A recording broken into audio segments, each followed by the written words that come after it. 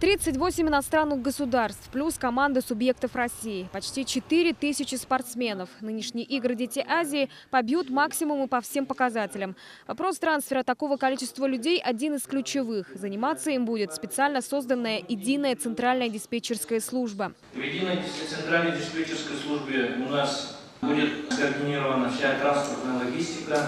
Это начиная с прилета, встречи гостей в аэропорту, и мы будем перевозить наших участников и гостей внутри города Якутска. Большинство юных атлетов прибудут в Якутск транзитными рейсами через Москву. Нагрузку почувствуют и аэровокзалы Новосибирска, Иркутска, Улан-Удэ, Хабаровска, Владивостока.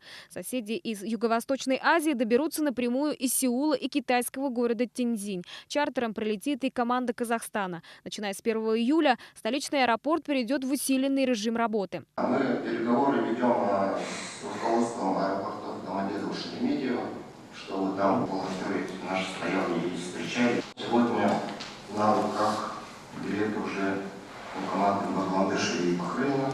Во время игр на городских улицах увеличится число автобусов. Для перевозки участников и гостей спортивных состязаний будут привлечены более 170 единиц общественного транспорта. Появится 6 специальных маршрутов. Эти маршруты будут проходить именно по объектам проведения соревнований, по объектам проведения тренировок.